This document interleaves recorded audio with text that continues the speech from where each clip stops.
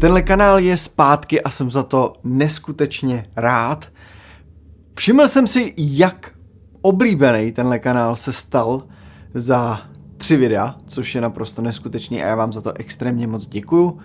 Pokud nebudou nějaký osobní problémy anebo nějaký věci, které se dějou v zákulisí, tak tenhle ten kanál bude každý druhý týden uploadovat nové video, to znamená, že ode dneška za 2 týdny tady uvidíte další nové video. V dnešním videu si poslechnete 7 příběhů a já doufám, že vás to bude bavit. Jsou to příběhy ze září roku 2022, takže moje vyprávění tam je takový oldschoolový, ale jo, no já bych vám strašně chtěl moc poděkovat za podporu u tohohle kanálu. Je to neuvěřitelný, kolik tisíců a 10 tisíců a 100 tisíců shlédnutí tohleto získává a za to vám opravdu moc děkuju. Nezapomeňte tady u toho videa dát prosím palec nahoru, aby to YouTube šířil dál, a jestli máte nějaký dotaz, na který byste chtěli odpovědět v příštím videu takhle předtím, než ty příběhy začnou, tak ho určitě napište do komentáře, já se tam podívám, projdu si to a na nějaký ty dotazy třeba odpovím. Teď už nebudu rušit, užijte si tyhle ty příběhy. –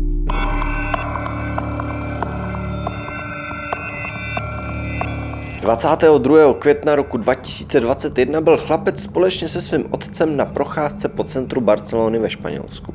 Když oba měli vyrazit domů, chlapec poprosil svého tátu, jestli by nemohl ke Starému divadlu. Táta ze začátku nechtěl, chlapec ale opravdu hodně prosil a tak se táta nechal přemluvit. Důvod, proč chtěl chlapec ke Starému divadlu, bylo proto, že tam stála obrovská socha stegosaura. Když přišli ke Starému divadlu, chlapec už v dálce viděl sochu tohohle dinosaura a okamžitě k ní běžel. Mezitím otec šel svou normální chůzí a pozoroval svého syna. Když tak na něj koukal, všiml si, že jeho syn se zčisté jasno zastavuje a civí na zmiňovanou sochu. Tak se ho ptá, co tam vidí. Chlapec jen zvedl ruku a prstem ukázal na prasklinu v pravé zadní noze dinosaura.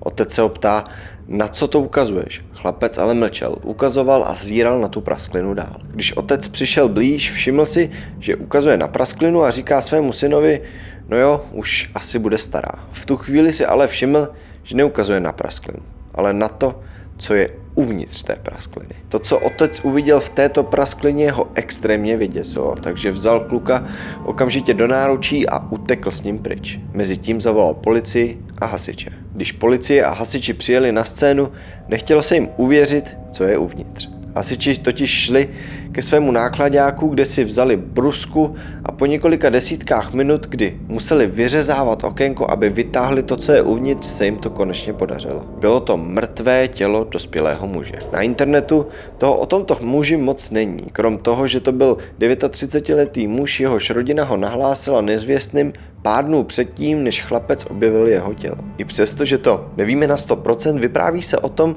že pár dnů předtím, než ho chlapec objevil, si tento neznámý muž všiml, že břicho stegosaura má povolené víko. Doteď se neví, jestli už bylo otevřené a on tak viděl otvor do dinosaura, nebo jestli ho sám otevřel. Každopádně šel dovnitř, kde si prohlížel vnitřní část této sochy. Když byl plně zalezlý v této soše, vypadl mu telefon a spadl do levé zadní nohy.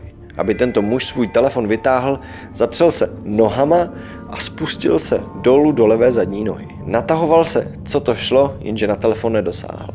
A ve chvíli, když už ho měl skoro v ruce, mu povolily nohy a on celou svou vahou spadl do této nohy. Okamžitě se zaseknul. Tento prostor byl velmi těsný, neměl absolutně žádnou šanci se otočit a vylézt ven. Byl dokonce tak těsný, že své ruce měl tak jako přilepené ke svému tělu, takže se rukama ani nemohl vytlačit ven z nohy. Nemohl zároveň ani použít své nohy, aby se vytáhl. Byl zkrátka v naprosté pasti. Začal tedy z naprostého zoufalství křičet o pomoc. Na neštěstí pro něj ho vůbec nikdo neslyšel. To, co pravděpodobně trvalo dny neskutečného utrpení, stálo tohoto muže nakonec život. Jeho pitva nikdy nebyla zveřejněna, takže nikdo neví, jak ve skutečnosti umřel. Lidi tedy spekulují, že se mohlo jednat o asfixii, což je úmrtí způsobené nedostatkem kyslíku v těle. Když jste v příliš úzkém prostoru, smrští se vám plíce natolik, že nejsou schopny se plně nafouknout. Nebo také smrt mohl způsobit ten fakt, že byl velmi dlouho vzhůru nohama, což by mohlo způsobit, že se mu tekutiny nahrnuly do plic a do mozku, anebo dehydratace. Muž každopádně prožil příšernou noční můru. Sochu po tomto incidentu odstavili ze starého divadla pryč. –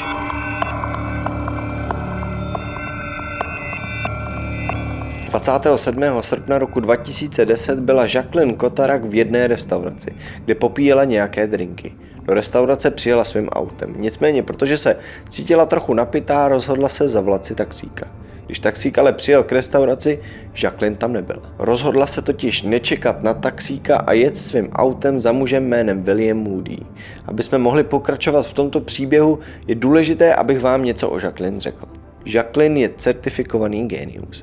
Abyste se stali certifikovaným géniem, musíte podstoupit tzv. IQ test. IQ test je druh testu, který vám na základě otázek vyměří, jak velkou máte inteligenci. Obyčejní lidé mají IQ skóre mezi 85 až 115. Nadprůměrní lidé mají 115 až 130. A pak jsou tady velmi vzácní lidé, kteří mají 130 a těch je zhruba 2% na této planetě. 0,1% má IQ mezi 145 až 160.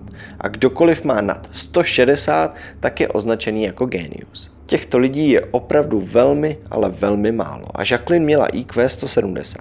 Jen pro představu, člověk, který je považován jako jeden z nejinteligentnějších lidí, kteří se kdy narodili na této planetě, neboli Albert Einstein, tak ten měl IQ 160. Albert byl na hraně mezi extrémně inteligentním a géniem. Jacqueline byla tedy opravdu velmi výjimečná žena, která vystudovala doktorát na UCLA, což je jedna z nejprestižnějších vysokých škol v USA, kde následně na částečný úvazek učila jako profesorka. Částečně, protože si v průběhu své praxe otevřela ordinaci, kde pracovala jako doktorka.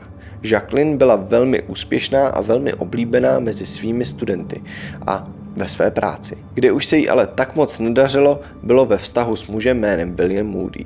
I když o jejich vztahu toho veřejně není moc známo, bylo jasné, že se velmi často hádali. Neustále se rozcházeli a dávali dohromady. Ten den 27. srpna, když Jacqueline přijela za Williamem, nebyl William doma. Nebo teda spíš byl. William totiž viděl Jacqueline přijíždět před jeho barák. Když ale Jacqueline viděl, že je naštvaná a nervózní a za jejího chování usoudil, že se bude jednat o další hádku. A tak se rozhodl utéct zadním vchodem pryč z baráku, ještě předtím, než Jacqueline dorazila před dveře. Druhý den, když se William zbudil u svého kamaráda, tak mu zvonil telefon, na který mu volala zaměstnankyně Jacqueline. Jestli neví, kde je, že se neukázala v práci, že jí zkoušela spoustukrát volat, ale bezúspěšně. Že jestli neviděl Jacqueline. William okamžitě řekl, že ano, že ji viděl včera před svým barákem, ale že s ní nechtěl mluvit, tak šel ke svému kamarádovi a že si myslí, že šla domů. Zaměstnankyně Jacqueline poprosila Williama, jestli by se nemohl podívat k sobě domů, jestli tam náhodou není. William věděl, že Jacqueline nemá klíče od baráku, takže netuší, jak by se tam mohla dostat. Rozhodl se ale, že za pokus nic nedá a podívá se po ní. A tak William šel zpět domů k zadnímu vchodu, odkud původně odešel a první věc, kterou uviděl, byla lopata před jeho dveřmi a poškrábané dveře. Vypadalo to, jako kdyby někdo vzal lopatu a snažil se tak jako vypáčit dveře od jeho baráku. William tedy otevřel dveře a čekal, že někde Jacqueline uvidí. Opatrně procházel domem, podíval se všude po celém baráku, který byl v naprosto stejném stavu, v jakým ho nechal. Nikde nebyla ani noha. Pak si najednou všiml Jacqueline auta před domem a tak si povzdychnul a šel k němu. Teď už byl přesvědčený o tom, že určitě musela usnout v autě, kde na něj čeká. A tak šel k autu a připravoval se na nevyhnutelnou hádku. Podíval se tak do auta, kde viděl telefon, peněženku a kabelku. Nicméně po Jacqueline ani stopy. William byl z tohohle velmi zmatený. Koukal se tak jako všude kolem a rozhodl se tedy pro jistotu ještě jít kolem baráku, který nakonec úplně kompletně obešel. Krom toho, že obešel barák, ještě pro jistotu prohledal celý svůj dům. Nicméně nic nenašel. No tak zvednul telefon, zavolal zpět zaměstnankyni Jacqueline, který vysvětlil, co se právě stalo. Že je tady její auto a její věci, ona ale nikde. Zároveň jí ujišťoval, že si asi musela vzít taxíka a jet někam pryč. To se zaměstnankyni nezdálo a tak řekla, že to je hodně divný, že by radši zavolala policii. William na to řekl, jo, máš pravdu, radši ji zavolám. William tedy zavolal policii a vysvětlil jim, co se stalo, že Jacqueline byla u něj doma den předtím, že on s ní nechtěl mluvit, tak odešel a že mu druhý den volala Jacqueline zaměstnankyně a on pak našel tohle všechno. Policie tedy prohledala celý pozemek, včetně vnitřku baráku. Nicméně nikde nic nenašli a vzhledem k tomu, že se neměli čeho chytnout po tom, co se ptali všech sousedů a Jacqueline rodiny na to, kde by mohla být a co se jí mohlo stát, neměli na výběr, než jen čekat, doufajíc, že se Jacqueline ukáže. Řekli tedy Williamovi a Jacqueline zaměstnankyni, že se nedá nic dělat. William ten den, večer, tedy 24 hodin po Jacqueline zmizení, měl naplánovanou cestu do jiného státu. Policie mu dovolila odcestovat, protože nebyl nějak podezřelý ze zmizení Jacqueline. O 2 dny později, tedy 48 hodin po zmizení Jacqueline, měl William domluvené, že jeho kamarád půjde nakrmit jeho rybičky, mezi tím, co je William pryč z baráku. Takže Williamův kamarád otevřel hlavní dveře a okamžitě dostal ránu přes nos kvůli příšernému smradu, který byl ve Williamovo baráku. Tento kamarád si okamžitě zakryl nos a hledal, odkud to jde. Instinktivně šel okamžitě k lednici, jestli tam není něco, co nehnije. Nic ale nenašel. Pak šel ke koši, jestli tam něco nesmrdí. Taky nic. A tak prošel barákem a hledal tenhle nechutný smrad. Ve chvíli ale, když prošel kolem krbu, byl ten smrad nejintenzivnější. A tak se podíval do krbu a řekl si, odtud to jde. Pomaličku se přibližoval ke krbu a všiml si, že to nejde z ohniště, ale z komínu. A tak si kleknul na kolena a nahnul se a podíval se nahoru. A zhruba půl metru nad ohništěm viděl lidské nohy. Byly to Jacqueline nohy. Jacqueline tu noc, kdy přijela k Williamovi, si nevšimla, že William odešel a tak přišla k hlavnímu vchodu, kde klepala na dveře. Nikdo ji ale neotvíral. A tak šla kolem Williama baráku, kde koukala všude kolem, jak by se mohla dostat dovnitř. Nikde nic ale nenašla. U zadního vchodu jí napadlo, že by mohla vyzkoušet vypáčit dveře lopatou. Po několika minutách zkoušení se dopáčit dovnitř byla ale neúspěšná. Přemýšlela tedy dál, jak se dostat dovnitř. Najednou si všimla žebříku, který vedl na střechu. Po žebříku tedy vyšplhala na střechu Williama baráku, kde šla ke komínu. Sundala kryt, který blokoval komín od toho, aby do něj něco nespadlo. Jacqueline následně vlezla dovnitř a nohama dolů se začala spouštět do komínu. Není jasno, jestli spadla do toho komínu, nebo jestli zvládla se posouvat dolů, tak či onak se v něm zasekla. Tento komín byl totiž široký nahoře a pak se jako takový trichtýř zúžoval na samé dno. Ve chvíli, kdy si uvědomila, že je zaseklá, začala její nejhorší noční můra. Jacqueline začala z plných plic křičet. To ale způsobilo, že se jí dostal vzduch z plic, tím pádem se jí zmenšil hrudník, ona kvůli tomu o malý kousek sjela dolů a komín ještě víc tlačil na plíce. Takhle tam Jacqueline křičela, aniž by si uvědomovala, že čím víc křičí, tím víc jí to mačká plíce. Po několika nekonečných a šíleně klaustrofobických hodinách jsou Jacqueline plíce tak moc zmáčknuté, že nemá dost vzduchu na to, aby mohla ještě křičet. Je ve fázi, kdy se jí příšerně špatně dýchá. Do toho je jediná naděje v podobě toho, že by ji někdo mohl slyšet pryč. A aby věci byly ještě horší, Jacqueline slyší, jak se William prochází po baráku a hledá jí. Stejně taky policie. Bitva totiž prokázala, že Jacqueline zemřela zhruba po 40 hodinách od chvíle, co se zasekla v komínu. Následně sousedi tvrdili, že slyšeli, jak někdo řve to ráno, kdy Williamovi volala zaměstnankyně Jacqueline. Mysleli si ale, že to jsou děti u sousedů. Tou dobou, než se William dostal domů, už Jacqueline neměla sílu dál křičet. Sousedi si následně uvědomili, že to asi šlo z Williamova komínu. Ty dny také bylo okolo 40 stupňů Celsia. Po nepředstavitelných 40 hodinách utrpení, které Jacqueline musela prožít, nakonec zemřela na udušení. Hasičům trvalo 5 hodin, než vysekali Jacqueline tělo z komína ven. Jacqueline i přes svoji neobyčejnou inteligenci udělala největší chybu svého života. Jedna neuvěřitelná chyba v úsudku jedné neuvěřitelné ženy.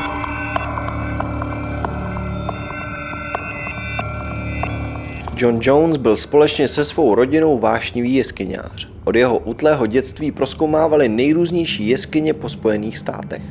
Specializovali se především na probádávání hodně malých jeskyní, nebo spíš úzkých, kde se člověk proplétá velmi těsnými prostory, aby se dostal do například otevřených míst uprostřed jeskyně. V listopadu roku 2009 už 26-letý John Jones byl u své rodiny v Utahu slavit se svými přáteli a rodinou díku vzdání. Při oslavě někdo prohlásil, jestli nezajdou společně do nějaké jeskyně jako za starých dobrých časů. Takže mladší bratr Johna, kterému v tu dobu bylo 22 a dalších 8 rodinných přátel a příslušníků šli do jeskyně jménem Nadi Paddy, což je velmi populární jeskyně v blízkém okolí pro lidi, kteří rádi prozkoumávají právě úzké jeskyně, kde se člověk musí plazit a prolejzat velmi úzké a těsné průlezy. Takže 24. listopadu roku 2009 okolo 8 hodiny večerní John, jeho mladší bratr a přátelé společně s lidmi z rodiny vstoupili do zmiňované jeskyně jménem Nadi Paddy. Vstoupili do sekce jménem Big Slide, což není nijak náročný úsek, a tak John, i přestože neprobádával jeskyně už celkem dlouho, si říkal, že by si lajznul něco těžšího. Takže on a jeho bratr se odtrhli od své skupiny a šli do nejtěžší části jeskyně jménem Birth Canal, neboli porodní cesta. John a jeho mladší bratr Josh šli směrem k této sekci podle mapy, kterou měli sebou. Když v tom si John všiml díry o průměru nějakých 100 cm s přesvědčením o tom, že se jedná o vstup do sekce, která se jmenuje porodní cesta. Jednu věc, kterou je důležitý chápat, je, že když John naposledy probádával jeskyně, tak byl ještě malý kluk. Tudíž prolézání takhle úzkými dírami mu nedělalo žádný problém. Jenže teď měřil 180 cm a vážil okolo 90 kg, ale bohužel ještě s mentalitou jeskyňáře malého chlapce, který je schopný prolézt čímkoliv. A tak jako tento malý chlapec šel do toho po hlavě. Doslova. Vyloženě vlezl do díry hlavou dolů, aniž by cokoliv promyslel. Prolézal tímhle šíleně úzkým prostorem s přesvědčením, že když překoná tohle nepohodlí, tuhle extrémně klaustrofobickou situaci, vyleze na druhé straně. John tedy pečlivě centimetr po centimetru prolézal touhle dírou, která je extrémně těsná. Kompletně ho mačkala, jeho ruce jsou vyloženě přilepené na jeho těle, každý pohyb, který provádí, ho dostává do těsnější a těsnější pozice. John byl ale přesvědčený, že tohle je Birth Canal a že Birth Canal je jen pro určité lidi, kteří jsou dostatečně stateční na to, aby tím prolezli. Aby prolezli tím nepohodlím, v kterým právě teď je. Že se každou chvíli otevře a on projde skrz. A tak šel dál a dál, dokud se kompletně nezasekl. Před ním byl ještě takový malý sráz dolů a v hlavě si pomyslel, sakra, to už musí být ono. Když se dostanu přes tu hranu, tak budu na druhé straně. John se ale zasekl o takový kamenný výstupek, který měl těsně pod svými žebry. A tak, aby se dostal přes tento výstupek, vydechuje ze sebe všechen vzduch, jeho hrudník se tím pádem zmenší a on se tak může posunout přes tento výstupek a ve chvíli, kdy se přes něj dostal, se znovu nadechuje a tím pádem se jeho hrudník znovu zvětšuje, jenže teďkon, když se jeho hrudník naplnil, tak se ten kamenný výstupek dostal kompletně pod jeho hrudní koš. Tohle byl moment, kdy byl John absolutně neschopný posunout se zpátky, protože jeho hrudník je zaseklý o tento výstupek. Jeho hrudní koš doslova blokoval jeho tělo od toho, aby se mohl posunout zpět. A co je ještě horší, tím, že se dostal přes tu hranu, aby viděl líp dolů, John si všímá, že to není Birth Canal, protože tam ten tunel končil. Vidí, že na konci tohoto tunelu vůbec nic není. Že se jedná pouze o nějaký neoznačený tunel někde v tom jeskyním systému. John byl v naprosté pasti a věděl to. A aby to bylo ještě horší, John byl pod takovým špatným úhlem, směrem hlavou dolů. Znamenalo to, že byl prakticky vzhůru nohama. John okamžitě začal křičet na svého bratra, že je zaseknutý. Joshova instinktivní reakce byla se hned pustit za ním do tunelu. Ale už po pár metrech se málem zaseknul taky. A z toho místa, kde se málem zasekl, sotva viděl svého bratra. Viděl ho v dálce v téhle šíleně malinkatý díře a v tu chvíli mu došlo, že pokud on už je zaseknutý tady, jeho bratr musí být sakra zaseknutý. Takže Josh se jen tak dostává pryč z tohoto malého tunelu a řval na Johna, že jde okamžitě pro pomoc. Jenže tou dobou, než se tam objevuje první záchranný tým, uběhlo 3,5 hodiny.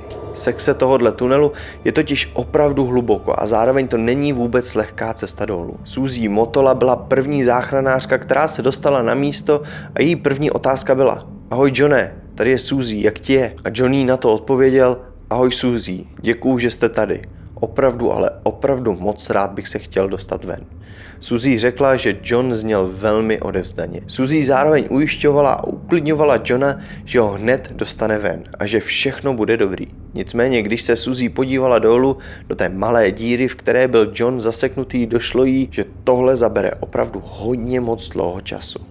Nastavit totiž kladku, která by ho začala vytahovat ven a celkově vytáhnout 180 cm a 90 kg chlapa z tak malého prostoru může trvat desítky hodin, ne-li několik dnů. Na neštěstí John tolik času neměl. Lidské tělo je nastaveno být vzpřímené a ne vzhůru nohama.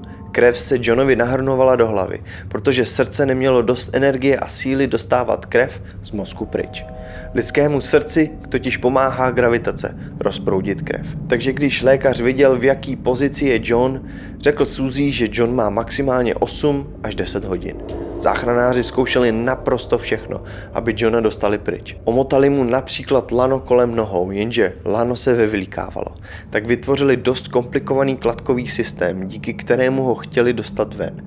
Jenže kladky se vytrhávaly a nainstalovat je zpátky do zdi trvalo spousty minut. Jen proto, aby s Johnem hnuli o pár centimetrů. Používali nejrůznější vrtačky, malý zbíječky a dláta, aby Johna vysekali z té pasti. Jenže s minimálním progresem a zároveň to zabíralo tolik času, který John neměl. Mezi tím, co na všem tomhle pracovali, začínali si všímat, že John špatně dýchá a jeho hlas začíná být velmi slabý, což indikovalo, že se mu nahrnovávala tekutina do jeho plic. Takže v tu chvíli měli posledních pár hodin, kdy bude John naživu. Když konečně začínal zabírat tenhle komplikovaný kladkový systém, který se jim povedlo konečně správně ukotvit ve zdech tohohle tunelu, začali Johna tahat o několik centimetrů zpět na povrch, když po chvíli si uvědomili, že nejsou schopni ho dostat přes zmiňovanou hranu. Že Johnovo nohy nemůžou dostatečně ohnout, aby ho přehoupli přes tuhle hranu. Museli by mu zkrátka zlámat nohy, aby ho tam odsud dostali. A vzhledem k tomu, v jakém byl John stavu, že už měl vodu v plicích, John by dostal takový šok při zlámání jeho nohou, že by ho to okamžitě usmrtilo. Takže si všichni záchranáři uvědomili, že to je Johnova smrt. Že nemůžou nic udělat, co by Johnovi zachránilo život. Po 27 hodinách od chvíle, co se John zasekl, přestal John odpovídat a vykazovat známky života. A tak ho prohlásili za mrtvého. Tohle je fotografie z jeskyně Nadi Padi, kde vidíte Johna, jak prozkoumává jeskyni těsně předtím, než udělal své fatální rozhodnutí, kvůli kterému zemřel. Tento 26letý student medicíny za sebou nechal jednoleté dítě, manželku, která měla porodit jejich druhé dítě následující červen. Po této tragické Johnovo smrti jeskyně Nadi Padi byla uzavřena a zalita cementem. Johnovo tělo nikdy nevytáhli a tak je na stejném místě dodnes.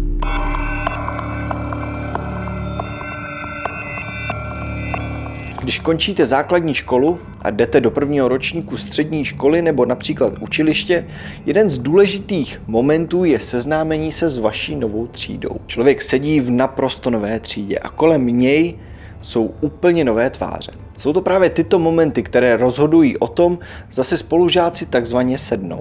Je to velmi důležitý, protože spousta studentů a žáků vidí právě své spolužáky jako to nejlepší na škole. Střední školy a obecně školy tohle ví a proto je pro ně velmi důležité vytvořit jakési prostředí pro nové studenty, kde se můžou dobře seznámit. A jeden z takových prostředí, kde takové podmínky pro své studenty mohou vytvořit, jsou lyžařské kurzy, zkráceně lyžák. Většinou po vánočních prázdninách se pořádají lyžařské kurzy pro studenty, kde mají žáci možnost se pořádně zkamarádit a upevnit vztahy. Jsou to právě tyto příležitosti, kde si studenti společně vytvářejí nezapomenutelné vzpomínky. Vzpomínky v některých případech tak silné, díky kterým se některé třídy k sobě vracejí a setkávají dlouho potom, co dostudují. Když šel Marek Petic v září roku 1991 poprvé do své nové třídy na střední odborné učiliště strojírenství v Prievici, ještě netušil, že to bude právě první ročník, který se navždy vryje hluboko do jeho paměti. Třída si od začátku školního roku začala na sebe velmi rychle zvykat.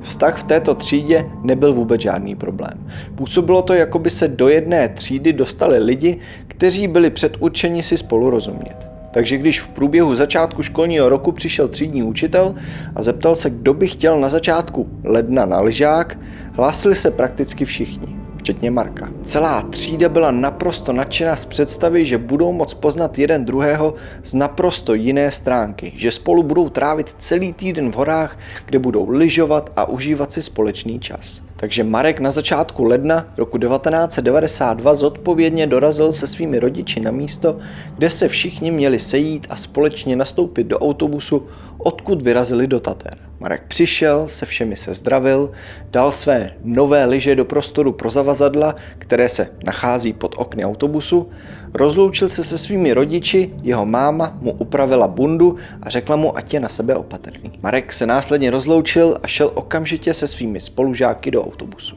kde se všichni postupně usadili. Svlékli si své teplé bundy a povídali si spolu. Marek, jak procházel autobusem, tak slyšel takový běžný ruch těšících se spolužáků. Marek si tedy sednul a potom, co učitel zkontroloval, že jsou všichni v autobuse, se autobus rozjel a vyrazil na 2,5hodinovou cestu do Vysokých Tater. Na místo jménem Tatranské Matliáre. Celou cestu to v autobuse jen bzučelo. Všichni se bavili, plánovali, kecali a smáli. Jeden ze spolužáků vytáhl mapu a plánovali s ostatními, kam vyrazí, jaký kopec budou chtít sjet a co celkově budou na lyžáku dělat. Celou cestu byla naprosto skvělá atmosféra. Všichni se moc těšili na úžasnou zábavu, která je čeká. Potom, co dorazili na hory, tak všichni vystoupili, vzali si své lyže, zavazadla a společně si všechno potřebné šli odnést na své pokoje. Když se všichni konečně oblékli do lyžařského a šli ke svahu, instruktor musel všechny rozdělit na základě jejich dovedností, takže se instruktoři na férovku zeptali, kdo umí lyžovat. Několik lidí se tak jako přihlásilo, ty instruktoři poslali do té lepší skupiny, zbytek byl v té začátečnické. A i přesto, že Marek měl nějaké zkušenosti s lyžováním, rozhodl se nehlásit se a tak ho zařadili do té začátečnické skupiny. V začátečnické skupině vás vezmou na prakticky rovinu, kde se vás snaží naučit hlavně stát na lyžích. Marek ale vzhledem k tomu, že měl nějaké zkušenosti, jasně vyčníval. Instruktor okamžitě viděl, že na lyžích Marek v životě stál a tak ho okamžitě poslal do skupiny, která lyžovat umí. Marek následně celý den trávil s jížděním kopců, blbnutím s kamarády a užíváním si skvělých časů na horách. Večer, když už byli všichni ve svých pokojích, měli žáci možnost zavolat svým rodičům. Vzhledem k tomu, že v tu dobu nebyly mobilní telefony, měli k dispozici pevnou linku, která se nacházela na určitém veřejném místě tohoto ubytování. Marek tedy zavolal svým rodičům, kterým řekl, jak si den užil, že sjížděli sjezdovku, že ho ze začátečníků dali rovnou k pokročilým a celkově jim řekl a ujistil je, že je všechno super a v pořádku. Celý lyžák zkrátka probíhal, jak měl. Všichni se neuvěřitelně bavili, užívali si každý moment, každý okamžik. Každý den lyžovali a po večerech se bavili. Jak jen to 15 a 16 letí umí. Asi byste tam nenašli jediného člověka, který by vám řekl, že chce domů. Po několika dnech trávených lyžováním se 8. ledna roku 1992 všichni probudili do velmi husté mlhy. Někteří se tak jakože podívali z okna a prakticky na krok nebylo vidět. Všichni šli tedy na snídani a řekli si, že v tomhle asi žádná lyžovačka nebude. Po snídani přišli instruktoři do kantýny, kde vysvětlili studentům, že je silná mlha. Nicméně, že by mohli lanovkou do větší výšky, kde by mlha být nemusela.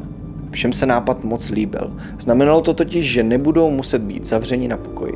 A tak se šli všichni obléct. Sešli se dole v lobby, odkud společně vyrazili na lanovku, která je vynesla na skalnaté pleso. Vzhledem k tomu, že je skalnaté pleso výše než tatranské Matliare, přesněji o skoro 1000 metrů nadmořské výšky, byla velká pravděpodobnost, že skalnaté pleso bude nad mraky. Celá Markova třída tedy postupně nastoupila na lanovku a nechala se vynést o 900 metrů výš. A jak tak postupně jeli nahoru, obloha se začala nádherně vyjasňovat. Najednou se lanovka, ve které byl Marek, dostala nad mlhu a jediné, co viděl, byla nádherná jasná obloha. V okamžiku, kdy tohle kdokoliv uviděl, byli nadšení z počasí, které vládlo v této výšce. Někteří tedy lyžovali, někteří včetně Marka běhali a blbnuli na vrcholu. Všichni dohromady měli 2 hodiny na to, aby si čas strávený na skalnatém plesu pořádně užili. Nikdo nestrácel ani minutu. Všichni se cítili jako děti. Koulovali se, sjížděli kopce, smáli se, běhali, blbnuli, kecali. Zkrátka cokoliv byste si jen mohli představit, že by se dalo dělat na horách, dělali. Po 2 hodinách, tedy okolo 12. poledne, si instruktoři všechny zavolali, shromáždili a řekli, že je čas se vrátit zpět. I přesto, že se nikomu pořádně nechtělo, po 2 hodinách nepřetržitých aktivit začali pociťovat docela únavu. Udělali tedy všichni řadu před lanovkou a čekali, až na ně přijde řada. Marek stál v řadě se svými dalšími 2 kamarády a čekali. Před nimi byla parta, která taktéž čekala. V této partě byl učitel a 2 Markovo spolužáci. Marek koukal, jak lanovka přijela, zastavila, parta před nimi nastoupila na lanovku, která se zavřela a rozjela. Následně byla na řadě Markovo parta. Přijela lanovka číslo 87, která zastavila. Oni nasedli dovnitř, posadili se a odložili si své lyže do takových držáků. Kluci, když tam tak seděli v této kabince, tak kecali a vtipkovali o Markovo nových lyžích. Abyste pochopili, tak Marek seděl zády směrem, kam ta jejich lanová kabina směřovala. Měl tedy přímý pohled na kabinku, která za nimi následovala, ve které byli jeho další 3 spolužáci.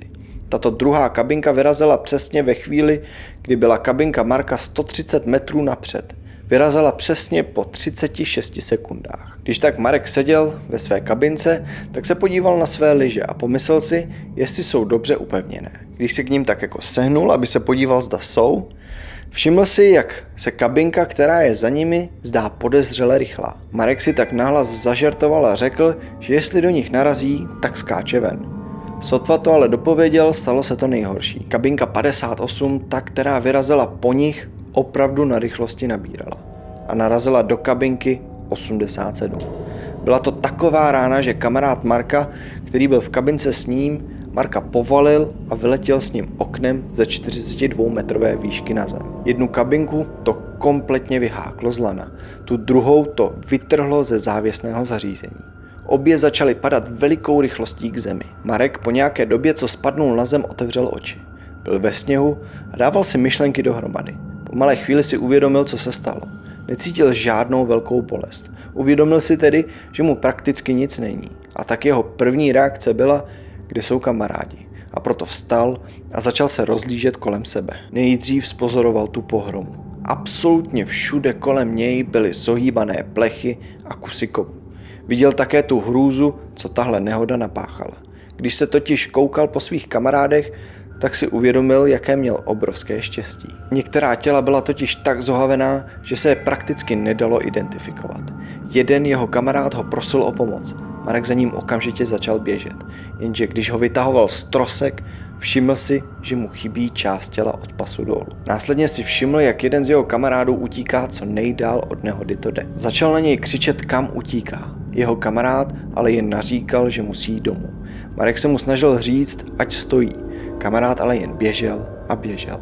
Po malé chvíli si Marek všiml, že má tento kamarád velkou díru v kolenu. Adrenalin byl ale natolik silný, že hnal kamaráda co nejdále od nehody to jen šlo. Marek na něj ale stále křičel a on si tak začal uvědomovat, co se vlastně stalo a zastavil se. Další z kamarádů byl zaseknutý v nosné konstrukci, zhruba nějakých 20 metrů nad zemí. Zmatek, šok, překvapení, strach a spousty dalších nepředstavitelných emocí provázely tuhle situaci. Tou dobou celá lanovka zastavila. Znamenalo to tedy, že všichni, kteří stáli nad nimi, tedy spolužáci a učitelé těchto chlapců, viděli, co se dole děje. Když se Ladislav Šedivý chystal se svými kolegy na oběd, dostal zprávu do vysílačky, že se stala velká nehoda na lanovce ze Skalnatého plesa. Záchranáři v čele s Ladislavem se okamžitě otočili a běželi na místo nehody. Když tam dorazili, tak viděli něco, co si nepředstavovali ani v těch největších nočních můrách. Všichni záchranáři rychle proskenovali situaci. Všimli si, že jeden je prakticky bez zranění, což byl Marek. Nicméně všichni ostatní, tedy 5 dalších, na tom bylo dost špatně, nebo už po smrti. Ladislav si okamžitě uvědomil, že kdo potřebuje opravdu co nejrychleji pomoc je ten, který je ve 20-metrové výšce zaseknutý na stožáru. Proto neváhal ani sekundu a vydal se za ním, co nejrychleji to šlo. Když k němu dorazil, tak pouze slyšel, jak velmi nepříjemně chlapec chrčí a teče z něho krev. Tento chlapec byl zaseknutý v kovové konstrukci, která byla do V. A vzhledem k tomu, že do této konstrukce spadl velikou rychlostí, byl velmi silně zaklíněný. Ladislav se snažil dostat co nejblíže k chlapci, nicméně trubky, na kterých stál, velmi klouzaly. Ladislav zkrátka neměl možnost, jak pořádně chlapce chytit, aby ho z té konstrukce dostal. Snažil se ho tahat ven, chlapec byl ale jen ve velkých bolestech. Nemluvě o tom, že prostor, jak se dostat k tomuto chlapci, byl natolik omezený, že Ladislavovi nemohl nikdo pomoct. Musel ho tam tedy prozatím nechat a pomoct ostatním. Další z velmi vážných problémů, kterým záchranáři čelili, byl ten fakt, že se k nim pomoc neměla jak dostat. Terén byl totiž příliš náročný na to, aby po saních vytáhli těla a zraněné pryč. Navíc by to trvalo spoustu času, který neměli. Rozhodli se tedy využít lanovku, která byla nad nimi. Záchranáři se tedy rozhodli zavolat vysílačkou lanovkáře, kteří měli za úkol připravit provizorní kabinku, která měla dorazit nad místo činu. Z této lanovky měli následně spustit lano, na které přivázali oběti, které byly v kanadských saních. Pak je vytáhli nahoru a přivezli pomocí lanovky do bezpečí. Marek, který prožíval naprostý šok, byl vytáhnutý do kabinky, kde ho položili vedle chlapce, který byl zaseknutý ve stožáru. Chlapec ještě žil, nicméně tou dobou, než ho přesunuli do nemocnice, po cestě zemřel.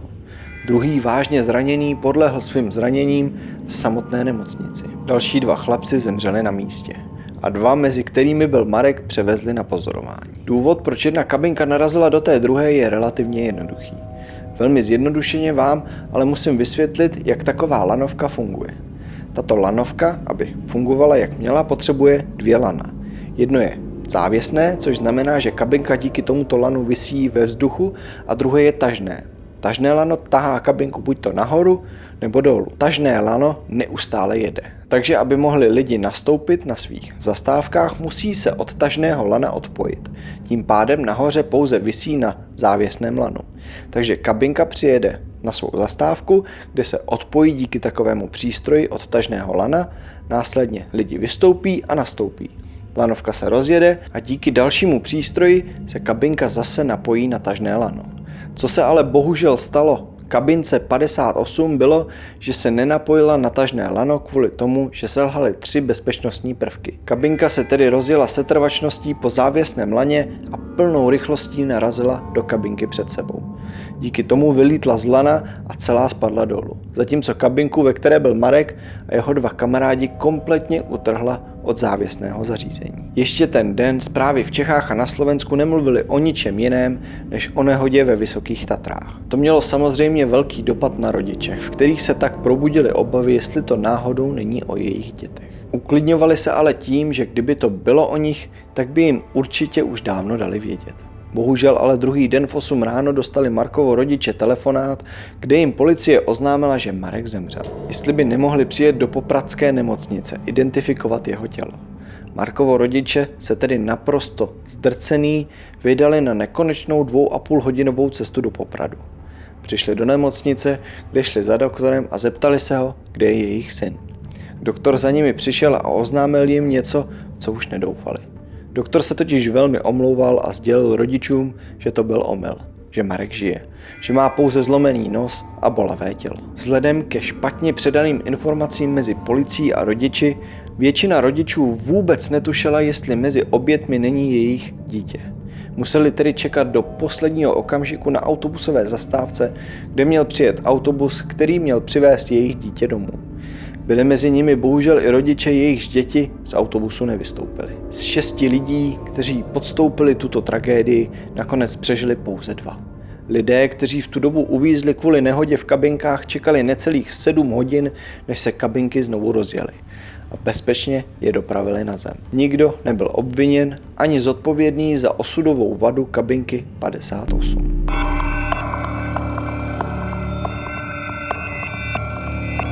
Courtney Clenny se narodila v roce 1996 ve městě Austin ve státě Texas ve Spojených státech. Courtney byla velmi šikovná a chytrá, její okolí mělo velmi rádo. Patřila do velmi vlivné rodiny, která jí mohla dopřát to nejlepší možné dětství.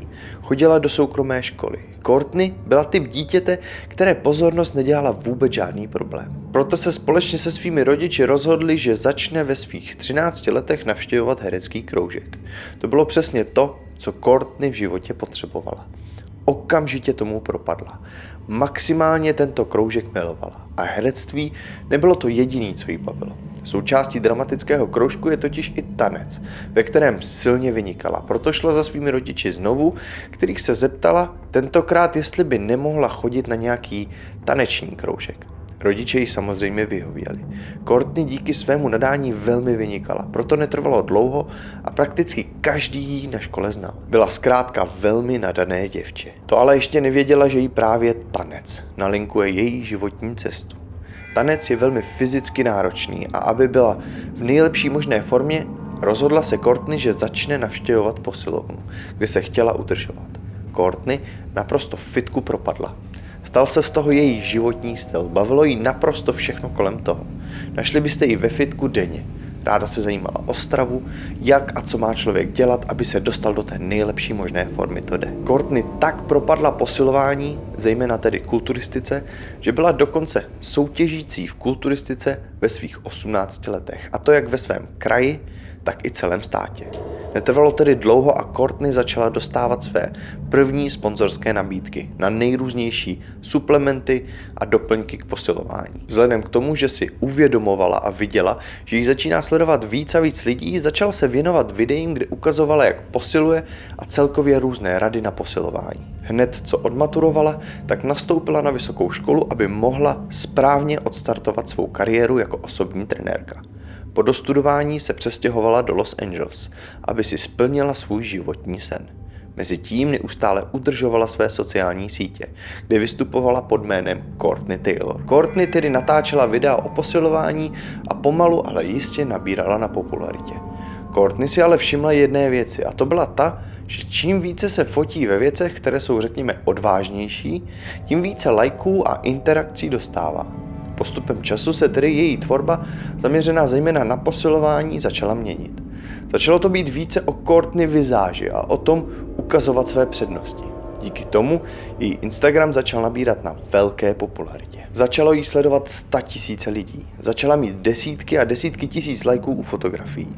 A i přesto, že Courtney stále cvičila a furt se nazývala fitness trenérkou, její profil byl spíše o tom ukazovat své tělo, drahé věci a luxusní životní styl víc než fitness rady.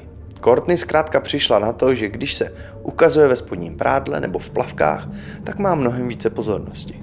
Její popularita vystřelila. Najednou ji začalo sledovat miliony lidí.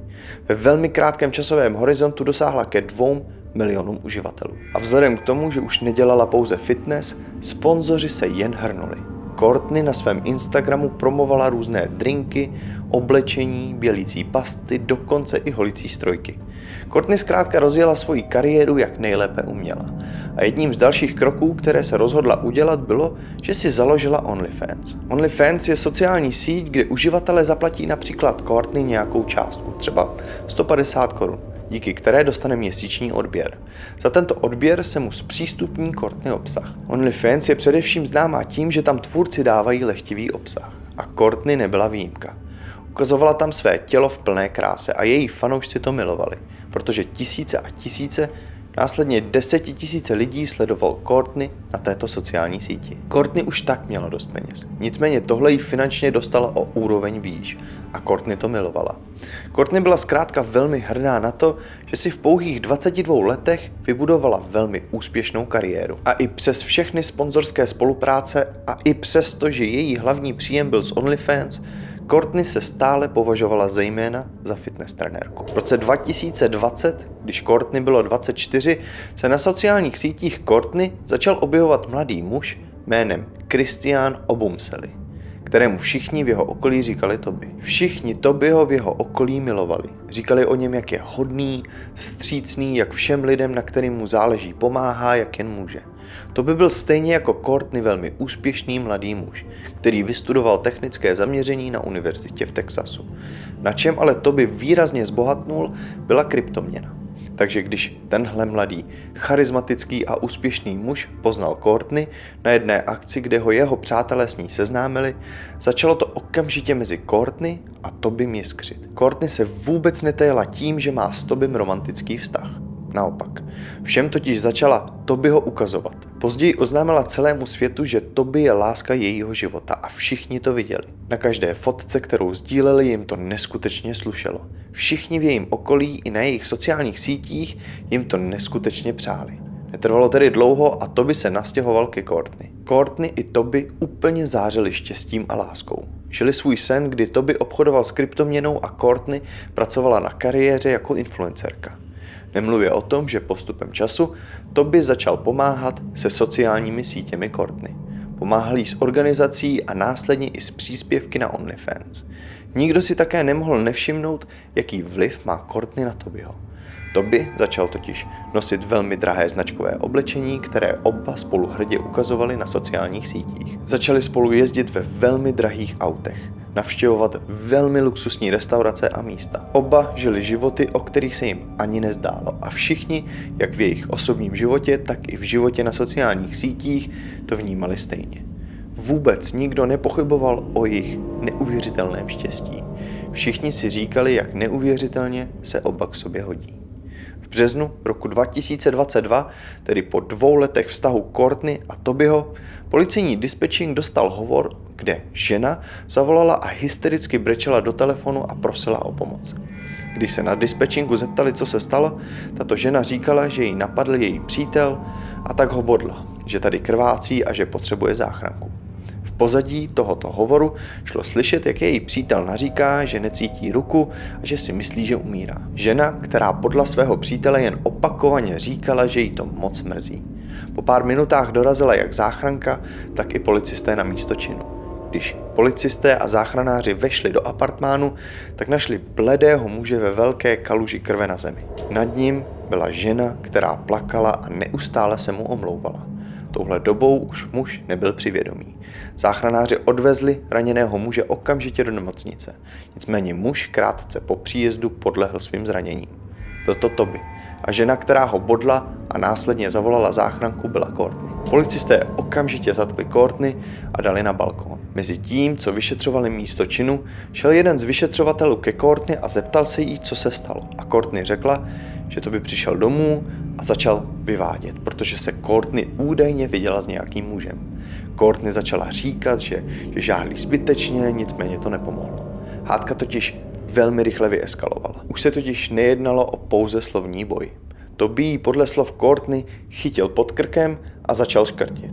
Courtney začala kopat a snažit se odprostit od Tobyho sevření. Nakonec se jí povedlo odprostit od Tobyho. Neřekla tedy úplně jak, možná ho kopla do slabiny nebo dloubla do oka, nicméně jí Toby pustil a ona začala co nejrychleji před ním utíkat. Courtney běžela do kuchyně, kde vzala do ruky nůž a když se otočila, tak viděla, jak Toby rychlým krokem jde naproti ní. Ona se ho k smrti zalekla a nůž po něm hodila. Ten se mu zabodnul do hrudníku. Toby následně padnul na zem a začal extrémně krvácet. A vzhledem k tomu, že nůž zasáhl srdeční komoru, Toby neměl moc velkou šanci přežít. Courtney prý následně běžela k telefonu, kde zavolala záchranku. Několikrát policii řekla, že nemohla nic jiného dělat, že se Toby choval jako blázen a že se bála o svůj život. Courtney potom dobrovolně se svým právníkem vše znovu řekla na policejní stanici, kde to všechno sepsali. Policejní vyšetřovatel viděl, že se událost na Courtney velmi poznamenala a tak ze strachu o její zdraví jí doporučil, aby šla na pozorování do jedné psychiatrické nemocnice. Courtney souhlasila a dobrovolně do této nemocnice šla. Mezitím policisté vyšetřovali Tobyho vraždu. Po ale 24 hodinách případ uzavřeli, že se jednalo o zabití v sebeobraně a že Toby zemřel nešťastnou náhodou. Courtney byla zproštěna všech obvinění. Po 2 dnech na psychiatrické léčebně Courtney propustili. Komu se tohle rozhodnutí vůbec nelíbilo, byla Tobyho rodina. Netrvalo dlouho a celá rodina reagovala velmi jasně a zřetelně, že Toby nezemřel nešťastnou náhodou, že Toby byl chladnokrevně zavražděn. Abyste pochopili, proč si tohle Tobyho rodina myslela, tak se musíme vrátit zpět v čase, kdy jsem vám říkal, že všichni v jejich okolí nepochybovali o tom, že Toby a Courtney k sobě patří. Postupem času, kdy už byla Courtney s Tobym víc jak rok, se začaly dít v jejich vztahu velmi nezdravé věci. Courtney Clenny, svůdná, hodná, chytrá, tvrdě pracující žena, která se soustředila především na svůj fitness život, začala mít velké problémy s rozdělováním od své alter postavy Courtney Taylor, modelkou pro dospělé, která si nenechá do ničeho kecat. Courtney totiž do určité doby rozdělovala sebe od své internetové postavy. Postupem času se ale Courtney Clenny měnila ve svou postavu a měnila se tak dlouho, dokud se tyto dvě postavy nestaly jednou. Courtney Clenny se stala Courtney Taylor. Po krásném roce s Tobym, kdy až na malé drobnosti vše skvěle klapalo, se Courtney začala chovat dost jinak. Začala každý den chodit na párty a diskotéky, kde začala konzumovat dost alkoholu. Začala vystupovat na veřejnosti jako žena, která si do ničeho nenechá kecat. Dokonce i veřejně na podcastu tvrdila všem, že je velmi toxická přítelkyně, kterou krom sebe vůbec nic nezajímá. A tohle chování se začalo velmi podepisovat na vztahu s Tobym. To, co se totiž na sociálních sítích zdálo jako idylický, nádherný vztah, byl pravý opak za zavřenými dveřmi. Jejich přátelé si začali všímat, že mezi nimi není něco v pořádku. Courtney a Toby se totiž velmi často hádali. A všichni v jejich okolí, jejich sousedi a přátelé to slyšeli a viděli. Ze začátku na sebe jen řvali. Po nějakém čase ale Courtney začala házet předměty po Tobym. Pak ho i začala různě mlátit a všichni v jejím okolí to viděli. Přátelé a jejich okolí například vyprávěli jednu událost, kdy Toby a Courtney byli společně na nějaké diskotéce v Miami. A Courtney si všimla, jak se Toby podíval na nějakou ženu. Okamžitě na Toby ho vystartovala a začala křičet, že proč se na ní dívá. To doprovázela mezi všemi lidmi v okolí ranami a pěstmi. Toby jen chytal její ruce a snažil se její zuřivé chování zastavit. Následně Courtney začala strkat do Tobyho, dokud Toby nespadnou ze schodů. Potom oba společně nasedli do taxíka a odjeli pryč. Všichni v Tobyho okolí, jeho rodina a blízkí přátelé mu říkali, aby to s Courtney skončil. Toby byl ale s ní velmi trpělivý. Také říkal, že je Courtney agresivní hlavně po tom, co si vypije. Dost často se totiž stávalo, že Courtney přišla z nějaké diskotéky nebo párty, podnapila domů a začala hádku s Tobym. Toby ho pak začala mlátit a házet po něm věci. Druhý den, když se vzbudila, tak se začala omlouvat, že to tak nemyslela a následně mu šla koupit nějaký velmi drahý dárek, kterým se to snažila odčinit. Oba ale tento velmi toxický vztah nedokázali vydržet dlouho a společně se rozhodli, že to musí ukončit. Toby se tedy odstěhoval pryč. Podle Tobyho přátel Toby nikdy nepomlouval Courtney. Naopak, zastával se jí a všem tvrdil, že si jen prochází nějakým období, že to je ve skutečnosti velmi hodná a úžasná žena. Courtney na druhou stranu vyprávěla zejména na diskotékách a párty, že z ní Toby furt jenom tahal peníze a že jak je šťastná, že se ho zbavila. I přes všechno tohle Toby Courtney stále miloval a doufal, že to bude jako dřív. A proto s ní stále udržoval vztah a Courtney s ním. Sem tam se scházeli, občas šli na rande, nebo Toby přišel do jejího apartmánu. Když Tobyho rodiče po jeho smrti začali veřejně tvrdit, že Courtney chladnokrevně zavraždila Tobyho, tak se spustila obrovská vlna kritiky k policejnímu vyšetřování. Začala lézt na povrch všechna pravda ohledně vztahu mezi Courtney a Tobym. Sousedi Courtney dávali k dispozici videa, které si natáčeli, když jejich hádky příliš vyeskalovaly. Záznamy z bezpečnostních kamer, které zaznamenaly, jak se hádají, a spousty svědectví lidí, kteří byli u toho, když se hádali. Na všech záznamech jde vidět jedna věc. A to je, jak Courtney mlátí Tobyho a Toby ji chytá za ruce, aby se bránil. Většina svědků tvrdí to samé, že to byla hlavně Courtney, kdo byl agresor v jejich vztahu. Potom, co rodina Tobyho shromáždila všechny důkazy a potom, co si najmula právníka, byla policie nucena znovu případ otevřít a zahájit vyšetřování. Už hned od začátku se objevilo několik chyb. Forenzní technik totiž prokázal, že nůž, který použila Courtney, nebyl hozený. Že úhel, pod kterým byl v hrudníku, neodpovídal úhlu, kdyby nůž opravdu hodila. Navíc také dokázal, že není možné, aby někdo hodil nůž, který by se zabodnul tak hluboko, jako v tomto případě. Další důkaz, který se objevil, byl, že Courtney potom, co napadla Tobyho, nezavolala záchranku okamžitě. Množství krve a jeho zabarvení prokázalo, že záchranáři dorazili na místo činu zhruba 20 minut po zranění. Znamená to tedy, že Courtney čekala 15 minut, než zavolala záchranku. Nikdo neví, co se pořádně odehrálo, nicméně tohle je, co víme. 3. dubna roku 2022 napsala Courtney Tobymu, jestli by se nezastavil u ní doma. Toby dorazil k apartmánu, kde kdysi bydlel okolo 1:45 odpoledne. Byl u Courtney doma, kde byl nějakou dobu, následně vzal jejich psa, s kterým šel na procházku. Na této procházce se zastavil v Subway, kde si koupil sendvič. Potom okolo 4:30 určitý svědci viděli, jak vešel do Courtney apartmánu. Nikdo s určitou jistotou neví, co se stalo uvnitř. Nicméně se ví, že Courtney zavolala ve 4 odpoledne Tobymu. Hned na to šla streamovat na Instagram, kde byla zhruba 20 minut. Po tomto streamu zavolala znovu Tobymu, který pár minut na to k ní dorazil. O 10 minut později, tedy ve 4:43, Courtney zavolala své mámě, s kterou volala 6 minut. Sotva ukončila hovor se svou mámou, tak ji okamžitě volala zpět. Druhý hovor trval 7 minut, tedy do 4:56. O minutu později zavolala Courtney 911. Policie se záchranáři se do apartmánu dostala za 6 minut od chvíle, kdy ji Courtney zavolala. Vzhledem k tomu, že Toby ležel 20 minut na zemi potom, co se dostali na místo činu, znamená to, že Courtney ještě předtím, než mu zavolala záchranku, 2krát zavolala své mámě. Ukázalo se také, že její máma jí napsala zprávu. Hlavně jim řekni, že to bylo v sebeobraně. Courtney následně také nepomohl ten fakt, že pár dnů po tomto incidentu jí někdo natočil, jak popíjí alkohol v hotelovém lobby na veřejnosti. Tou dobou, kdy probíhalo druhé vyšetřování, byla Courtney na Havaji, kde ji místní policie našla a zatkla za podezření z vraždy 1. stupně. Courtney je momentálně zadržena v havajské věznici, kde čeká na soudní proces. Courtney nebyla ještě odsouzena, takže se jí týká presumpce neviny. Nicméně by mě zajímalo, co si myslíte vy? Zabila Courtney chladnokrevně svého přítele, nebo to byla opravdu sebeobrana?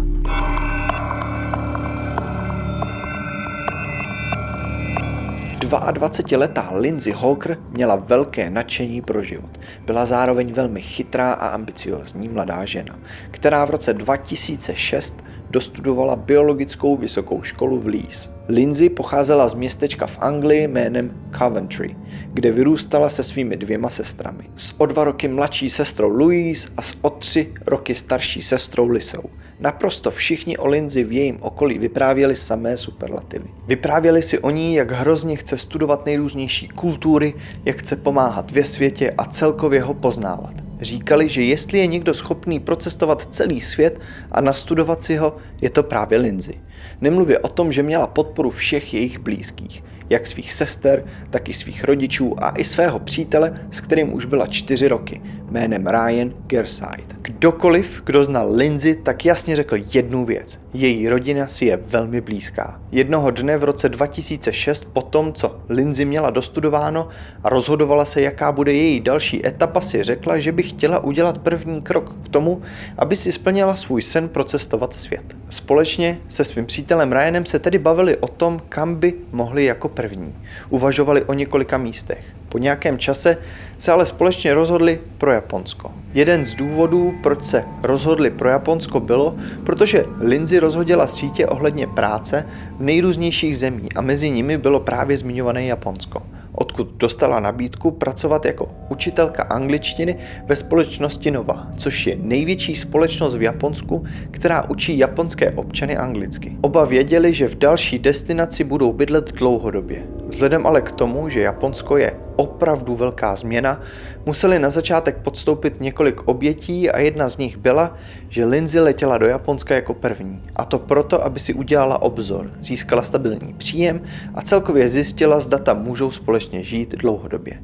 Oba totiž nechtěli podstoupit natolik velké riziko, kdyby Ryan nechal svou práci, aby pak po pár měsících přišli na to, že to není pro ně a že se musí vrátit. Ryan se tedy s Lindsay shodl na tom, že Lindsay poletí první a když všechno půjde jak má, tak se k ní přidá následující léto. Lindsay tedy odpověděla na e-mail, že práci bere. Zařídila si veškeré důležité papíry, zajistila si v Japonsku, přesněji v Tokiu ubytování, koupila si letenku a v říjnu roku 2006 vyrazila na dobrodružství svého života. Lindsay se okamžitě dokázala adaptovat. Našla si tam skvělé kamarádky, s kterými sdílela bydlení. Lindsay zkrátka byla Lindsay. Velmi pozitivní, přívětivá. Nikdo se nebál, že by si nebyla schopná v absolutně cizím prostředí poradit. Z jejich spolubydlících se staly opravdu velmi dobré kamarádky, které si mezi sebou říkaly naprosto všechno.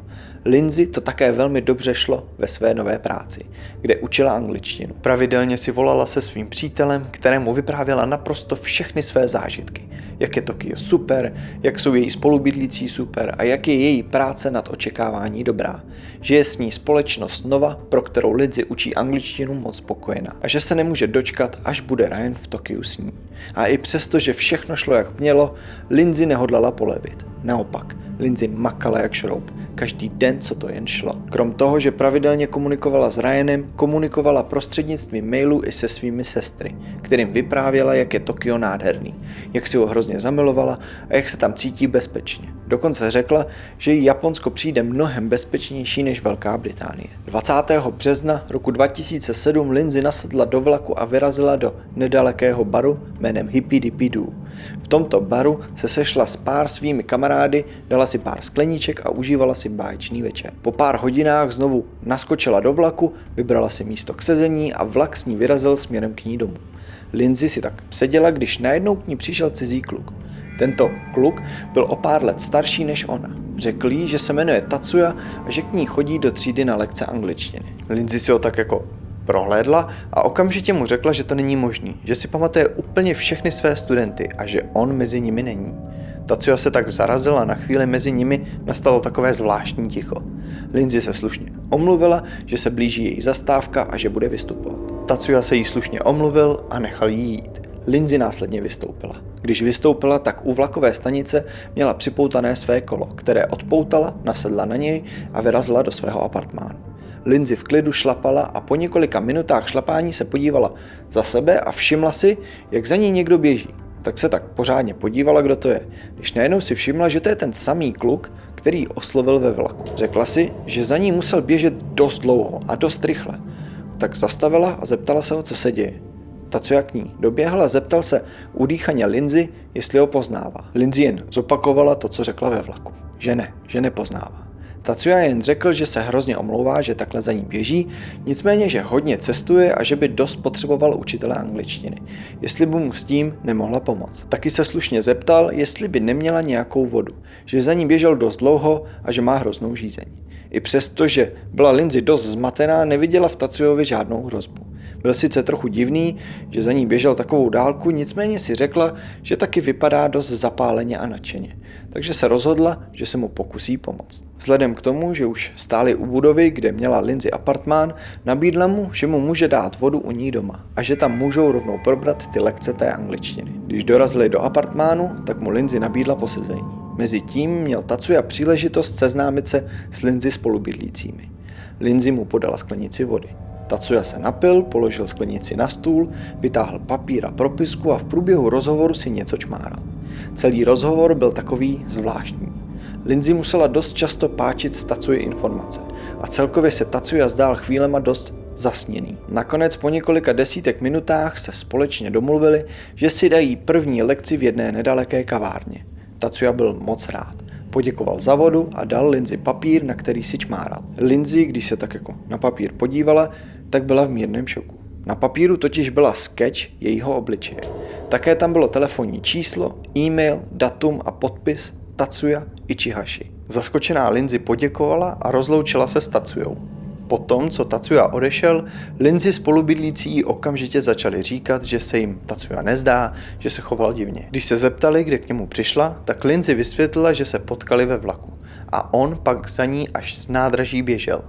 To byla pro její spolubydlící okamžitá červená a hned říkali Lindsay, že by se s ním určitě neměla scházet. Lindsay ale ujišťovala, že to bude dobrý, že byl jenom divný, protože byl ze všech určitě nervózní, že si ale rozmyslí, jestli se s ním teda uvidí. 26. března 2007 zavolal jeden ze zaměstnanců společnosti Nova otci Lindsay. Představil se a vysvětlil jejímu otci, že se Lindsay už druhý den neukázala v práci. Lindsay otec moc dobře věděl, že se něco muselo stát. Lindsay byla totiž extrémně zodpovědná a něco takového by bez vážného důvodu jen tak neudělala. Lindsay otec tedy poděkoval za informaci, zároveň se omluvil a vysvětlil jim, že okamžitě zavolá jejím spolubydlícím. Když otec Lindsay zavolal spolubydlícím, dostal zprávu, kvůli kterému málem vyskočilo srdce z těla. Řekli mu totiž, že den předtím zkoušeli volat policii a nahlásit Lindsay za nezvěstnou. Že ale nechápali ten hovor, protože se tam údajně mluvilo o nějakých různých oddělení a že tam byla určitá jazyková bariéra. A že si myslí, že to nahlásili naprosto špatně. Lindsay táta doufal, že jakmile zavolá jejím kamarádkám, že to bude mít jasné vysvětlení, proč se Lindsay neukázala. Nicméně tohle nečekal. Jeho milující dceři se něco stalo. Okamžitě tedy on sám z Anglie zavolal na úřady, přes které nahlásil zmizení jeho dcery. Společně s Ryanem si koupili letenku do Japonska a ještě druhý den letěli do Tokia. Policie neváhala ani sekundu a okamžitě se pustila do pátrání. První krok, který udělali, bylo vyslechnout Lindsay kamarády. Jestli se stalo něco podezřelého v posledních několika dnech, co by mohlo stát za zmizením Lindsay. A první věc, která je napadla, byla návštěva Tatsuy a jak to celé bylo divné. Odvyprávěli policii krok po kroku, co se stalo. Že ji Tatsuya nakreslil a napsal tam veškeré své údaje. Policie tedy nahlásila Tatsuyu jako hlavního podezřelého a začala po něm pátrat. Mezitím přiletěl otec Lindsay a její přítel Ryan. V slzách a v obavách zjišťovali, co se jí mohlo stát. Stále v nich ale byla naděje, že je Lindsay někde naživu. Policejní vyšetřování ukázalo několik faktů. První, že Lindsay se skutečně s Tatsuyou sešla. Sešli se totiž v jedné městské kavárně, kde Lindsay dala Tatsuyovi lekci angličtiny. Po této lekci šlo vidět na záznamech bezpečnostních kamer, jak Tatsuya něco hledal ve svém batohu. Následně se omluvil Lindsay a oznámil jí, že nemá u sebe peníze. Na záznamech šlo vidět, jak si Lindsay neustále nervózně hraje s vlasy. Po pár minutách spolu odešli z kavárny, společně spolu vyšli z budovy a vzali si taxíka. Jednalo se o 5minutovou jízdu. Lindsay řekla taxikáři, že se za chvíli vrátí, že si její kamarád jen zapomněl peníze, které jí měl dát za lekci angličtiny. Že je jenom vyzvedne a hned se vrátí. Taxikář tam tedy čekal. Nicméně po necelých 10 minutách potom, co se Lindsay nevrátila, se rozhodl nečekat déle. Policie hned potom, co se dozvěděla, kde Tatsuya bydlí, dorazila k jeho apartmánu v předměstském městě Chiba, kde měl svůj byt, který mu koupili jeho rodiče. I přesto, že byl Tatsuya hlavní podezřelý, policie neměla právo vykopnout dveře. A tak se rozhodli okolo jeho vchodových dveří a okolo prakticky celého panelového domu takticky rozmístit zásahovou jednotku. Čekali zkrátka na moment, kdy Tatsuya odejde z bytu a oni ho budou moct zatknout. Nicméně, co se stalo po 2 hodinách vyčkávání, nikdo z policistů nečekal. Tatsuya totiž úplně naboso a s ruksakem vyběhl ze svého apartmánu do protipožárních schodů. Policisté běželi těsně za ním, nicméně 2 patra nad zemí Tatsuya přeskočil zábradlí a skočil na zem. To Tatsuyovi dalo slušný náskok, protože tou dobou, než se policie dostala na místo, kam skočil, Tatsuya zmizel v ulicích města. Po malé chvíli ale Tatsuyu objevila policejní hlídka, která za ním okamžitě běžela. Tatsuya ale začal utíkat, proplétat se v uličkách, kde ho nakonec ztratili.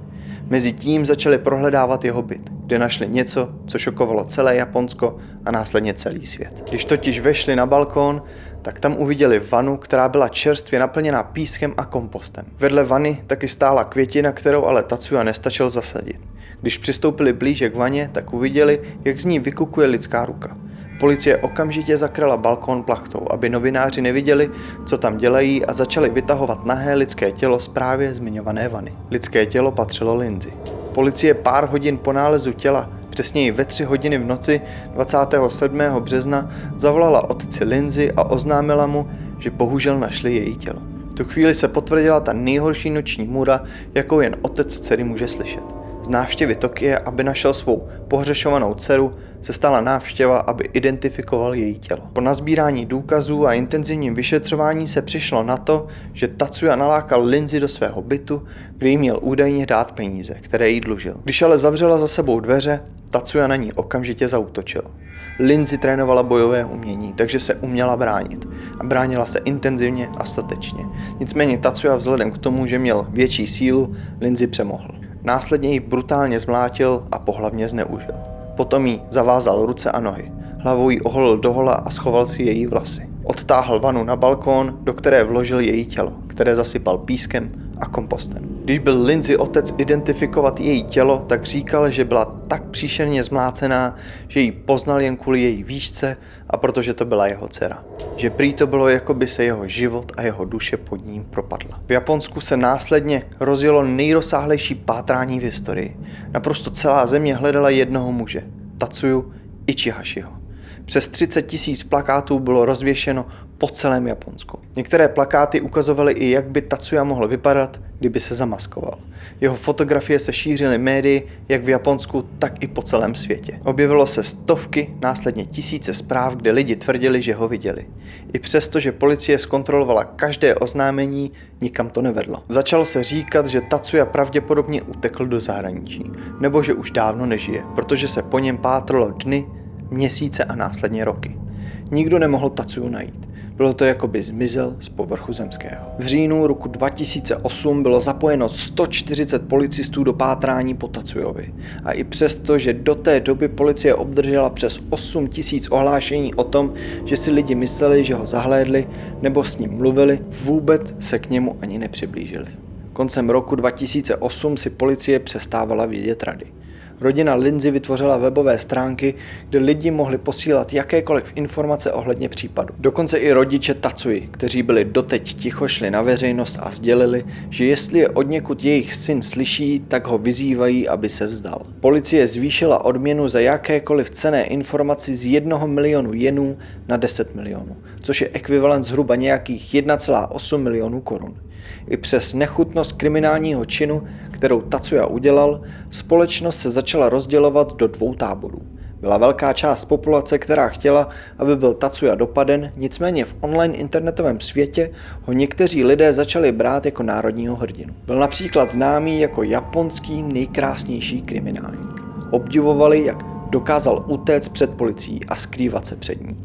Říkali mu například Lord Ichi nebo zasmušilý princ na útěku. Popularitu získával především u žen, nicméně i u mladých mužů. Na internetu také vznikaly různé skupiny na sociálních sítích, které mu otevřeně fandili, aby ho nikdy nenašli. Tatsuya Ichihashi se narodil do zámožné rodiny. Jeho matka byla zubařka a jeho otec byl mozkový chirurg. Jeho rodiče velmi naléhali, aby vystudoval vysokou školu. Tatsuya tedy vystudoval Chiba vysokou školu v zahradničení s vyznamenáním. Nicméně se nikdy nevěnoval oboru, který vystudoval. Namísto toho žil poslední 2 roky z peněz svých rodičů. Zároveň za to, že splnil to, co po něm jeho rodiče chtěli, dostal apartmán s 3 ložnicemi. V průběhu vysoké školy si našel přítelkyni, s kterou měl několikaletý vztah. Jeho spolužáci o Tatsuyovi říkali, že to byl člověk, který byl extrémně asociální. Miloval násilná manga seriály a filmy. V průběhu života měl Tatsuya několik problémů se zákonem. Jednou napadnul ženu na ulici, kterou tvrdil, že se snažil okrást. Také na vysoké škole dostal varování za to, že neustále sledoval nějakou studentku. I přes všechno tohle jeho přítelkyně tvrdila, že jejich vztah byl naprosto normální a vážný. Dokonce ho chodila navštěvovat do věznice, když bylo vyšetřování ohledně jeho přepadení. Tvrdila také, že byl Tatsuya naprosto posedlý po cvičení. Trávil prý hodiny a hodiny denně v posilovně. Každý den prý jezdil minimálně 25 km na kole. Postupem času si Tatsuya, když už žil naprosto sám několik let, vybudoval závislost na jedné ženě, Lindsay Hawker. Tatsuya totiž Lindsay sledoval měsíce, aniž by to ona věděla. Bylo to právě až ve zmiňovaném vlaku, kde se odvážel oslovit Lindsay. Tatsuya se schovával v ulicích Tokia po tom, co utekl před policií, která ho podezřívala ze zmizení Lindsay. Schovával se mezi bezdomovci v severní části Tokia. Neměl vůbec žádné peníze, ani kreditní kartu. Měl jen roušku, čepici, ruksak a pár kousků oblečení. Po několika dnech si všiml plakátu s jeho podobiznou v ulicích Tokia. Tatsuya si díky tomu začal uvědomovat rozsah pátrání, který policie vynakládá, aby ho našla. Věděl, že nemůže opustit Japonsko. Také si uvědomoval jedno, že jestli nezmění svou tvář, nebo jestli ji nebude skrývat, tak ho určitě najdou. Začal tedy nosit brýle a roušku. Vyhýbal se, jak nejlépe to šlo, bezpečnostním kamerám a neustále se přemysťoval z místa na místo. Za celou dobu nekontaktoval jediného kamaráda nebo někoho z rodiny. Postupem času si ale uvědomoval, že rouška nestačí. Vzal tedy nůž na koberce a začal si odřezávat pihy, které měl na tváři, protože si uvědomoval, že jsou na něm velmi výrazné. Následně si říkal, že je jeho spodní red dost charakteristický, a tak vzal nůžky a kus z nich odstřihnul, aby byl menší. Další pokus, jak změnit svůj vzhled, byl, když vzal niť s jehlou a šil si nos, aby ho udělal uší. Mezi tím, co se hojila tvář, tak nosil roušky přes obličej. V průběhu tohoto všeho cestoval autobusem a vlakem na jihozápad, kde skončil na ostrově Shikoku. Důvod, proč si vybral zrovna toto místo, bylo, protože se dočetl v jedné knížce, že když se pomodlí u jedné svatyně, tak může vrátit Lindsay zpátky k životu a tím odčiní, co udělal. Stal se extrémně paranoidní. Strach po tom, že ho někdo pozná, ho kompletně pohltil. Uvědomil si jedno, že jestli se chce kompletně zbavit strachu po tom, že ho někdo pozná, musí jít na plastickou operaci. Nicméně, aby mohl na plastickou operaci, tak musí mít peníze. A tak si přivlastnil jméno jednoho mrtvého muže, který se nazýval Kosuke Inewei. Díky nové identitě mohl začít pracovat na stavbě ve městě Osaka, kde pracoval 13 měsíců. Za těchto 13 měsíců ušetřil okolo 1 milionu jenů, necelých 180 000 korun, které utratil za 2 plastické operace. První operace byla, aby měl delší a tenčí nos, a druhá, aby zvednul hřbet nosu. Vždy udělal to samé. Objednal se pod falešným jménem a adresou, nechal si udělat operaci a pak se nikdy nedostavil na následující prohlídku. Jeho spolupracovníci říkali, že s nimi prakticky vůbec nemluvil. Na ubytovně prý trávil 90% času koukáním na videa nebo čtením komiksu. Na veřejnosti si nikdy nesundával svou červenou kšiltovku nebo brýle. Když jednou měli firemní večírek na bowlingu, kde se všichni společně měli fotit, Tatsuya si zalezl za všechny, aby ho na fotce nešlo vidět. Jednoho říjnového dne v roce 2009 šel Tatsuya ve městě Fukuoka na jednu kliniku, aby si nechal změnit tvar svých rtů. Následně 24. října téhož měsíce šel na kliniku ve městě Nagoya, aby si nechal zvednout nos. Když tam ale dorazil, zaměstnancům přišly velmi zvláštní jeho jizvy na tváři. Přišlo jim to tak moc divné, že se rozhodli zavolat policii, které následně poslali fotografie. Policie se na fotografie podívala a usoudila, že se jedná o Tatsuyu. Policie druhý den dala fotografie do novin a do televize. Tatsuya ve svém apartmánu viděl zprávy, které ho kompletně šokovaly. Druhý den ráno se nechal okamžitě ostříhat. Koupil si falešný vous a 10. listopadu nasedl na loď, kde z něho nemohl spustit oči jeden z pasažérů. O několik momentů později byl Tatsuya, nejhledanější muž Japonska, po 2,5 letech zatknut. Lindsay může v klidu odpočívat. Její vrah byl konečně dopaden, řekl její otec na tiskové konferenci, kde zároveň poděkoval japonské policii za jeho dopadení. Lindsay rodina chtěla, aby Tatsuya dostal trest smrti. Jeho právníkům se ale podařilo ho trestu smrti zprostit. Namísto toho byl 21. července roku 2011 odsouzen na doživotí. Na začátku roku 2011 vydal knížku, japonský bestseller jménem Until Arrest, neboli Do zatčení. V této knížce nepíše o zabití ani o motivu. Vůbec se v té knížce nezmiňuje, co se stalo osudného dne. Namísto toho tam dopodrobna popisuje své dobrodružství, jak 2,5 roku utíkal před policií. Kniha se stala jedna z nejprodávanějších jak v Japonsku, tak i ve Velké Británii. Dokonce i vznikl film jménem I Am Ichihashi, deník vraha. I přesto, co Tatsuya udělal, je pro mnohé lidi z nějakého důvodu ikona a národní hrdina. V dnešním videu si budete moct znovu zahrát na detektiva. V tomto videu budou 4 podezřelí a vy musíte přijít na to, který z nich je pachatel. V průběhu celého videa se vám pomalu budou odkrývat indicie. Postupně vám budu odhalovat důkazy přesně tak, jak na ně přišla policie. Proto prosím, ve chvíli, kdy budete mít svého podezřelého, napište časovou stopu a kdo si myslíte, že je pachatel. Dost by mě totiž zajímalo, v jaké části videa vás napadl člověk, který vás napadl, a také by mě zajímalo, proč vás napadl. Upozorní vás proto, že jestli chcete tuhle hru hrát poctivě, nečtěte komentáře, dokud nebudete mít video shlédnuté celé.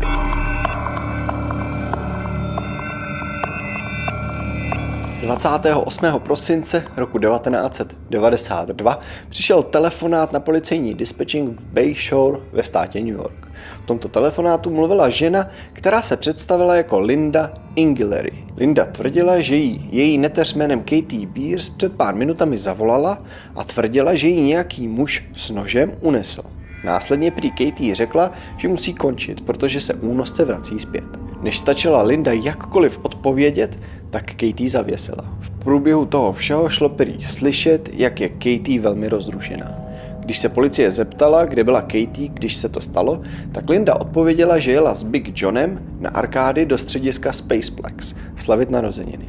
Arkády je středisko, ve kterém je desítky arkádových her, kde si lidi můžou zahrát videohry. Hned potom, co policie dostala zprávu z dispečingu, že se hledá 10letá holčička, tak nestráceli ani minutu a okamžitě v čele s kapitánem Dominikem Veronem jeli do střediska Spaceplex. Policie tedy přijela, okamžitě celé středisko uzavřela a začala pátrat po Katie. První, koho vyslechli, byl Big John, protože to byl právě on, kdo ji viděl naposledy.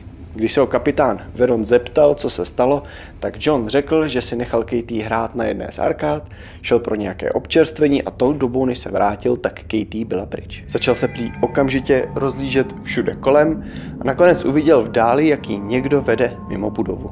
Než ale doběhl k nim, tak cizí muž s Katie zmizel. John se celkově zdál i dost v šoku a rozrušený. Kapitán Veron následně řekl všem svým kolegům, že musí vyslechnout všechny návštěvníky, jestli náhodou někdo něco neviděl. Ptali se tedy naprosto všech. Mezitím jel kapitán Veron za Lindou, Katie tetou a kmotrou, která byla poslední, kdo s Katie mluvil. Kapitán dorazil k ním domů, zaklepal a slušně se zeptal, jestli může dál. Linda řekla, že samozřejmě. Kapitán se ze slušnosti zeptal, jestli se může posadit. Mezitím si tak jako prohlížel dům. Linda v tomto domě nežila sama. Žila společně se svým manželem jménem Sal Inghilleri. Katie pravá matka Marilyn Beers ji opustila, když byla Katie batole a taky nechala Lindě, aby se o ní starala. I přesto, že se Linda hlavně starala o Katie, Marilyn byla stále na dosah a v kontaktu. Na internetu se pouze udává, že Marilyn nebyla schopná se starat o Katie. Proto opatrovnictví dali její kmotře Lindě. Nikde se bohužel ale nepíše, proč pravá matka nebyla schopná starat se o Katie. Kapitán se tedy zeptal, co se stalo, když se Katie dovolala Lindě. Linda na to řekla, že slyšela záznamník a v něm, jak je Katie velmi rozrušená, že jí někdo unesl, že má nůž a že se moc bojí. Zároveň kapitánovi řekla, že tou dobou, než stačila telefon zvednout a něco říct, Katie jen řekla, že se ten, kdo ji unesl, vrací a zavěsila. Následně zavolala policii hned potom, co hovor skončil. Když kapitán Veron slyšel tuhle historku, nezdálo se mu několik věcí. První z nich, že jak mohla být Katie schopná dostat se z rukou únosce a rychle běžet a vytočit někde Lindy telefonní číslo. Potom se mu také nezdálo, že Katie řekla, že ji někdo unesl. Kapitán Veron je hlavní vyšetřovatel, který se specializuje na únosy a nikdy nezažil, aby malé dítě říkalo, že bylo unesené. Slova, která děti spíš volí, jsou, že ho odvedli, chytili. Unesli ale ne, proto se ještě jednou zeptal, za to Katie opravdu řekla Linda, že ten hovor má nahraný. Kapitán si tedy okamžitě nahrávku nechal pustit. Na této nahrávce jde slyšet velmi rozrušená Katie, která opravdu řekla přesně to, co popisovala Linda. Řekla přesně, tetíčko Lindo, unesl mě nějaký muž s nožem v ruce. Ale ne, vrací se, musím končit. Když si tohle kapitán poslechl, tak vzal nahrávku a i s celým záznamníkem poděkoval a vrátil se zpátky do Spaceplexu, kde mu jeho kolegové řekli, že absolutně nikdo, koho vyslýchali, neviděl Katie v budově, ani mimo ní. Další velmi zvláštní věc, protože kdyby si přeci Katie hrála ve Spaceplexu, tak by ji někdo musel vidět, nebo si ji alespoň pamatovat. Kapitán Veron se cítil jako na mrtvém bodě a tak se rozhodl vůbec nestrácet čas a nahrávku, včetně i zařízení, které které pásku nahrálo, dát na rozbor FBI. Říkal si, že třeba na něco přijdou. Mezitím, než se mu vrátí výsledky rozboru, se rozhodl proklepnout všechny, kteří se motali kolem Katie, a to byli Katie kmotra Linda, Lindy manžela Sala, následně Katie pravou mámu Marilyn a v neposlední řadě Big Johna. Kapitán Veron přišel na několik velmi znepokojujících věcí. Manžel Lindy, Sal, byl obviněný ze zneužívání Katie. Toto obvinění podala Katie pravá máma Marilyn. Marilyn a její syn, zároveň starší bratr Katie, John Jr., dělali všechno proto, aby zbavili Lindu a Sala opatrovnictví. Pro kapitána Verona to tedy znamenalo, že Marilyn měla motiv. Říkal si ale, že to bohužel měl i Sal, jestli Katie opravdu zneužíval. Kapitán Veron se také dozvěděl, že Linda byla na Katie velmi přísná. Podle slov jak Marilyn, tak i jejího rodinného přítele a souseda Big Johna si Linda prý dělala s Katie otroka. Katie dělala prý absolutně všechny domácí práce. Prala, uklízela, žehlila, ale také pravidelně musela vařit večeře. Zároveň Katie nedovolila chodit do školy. Katie tak měla domácí výuku.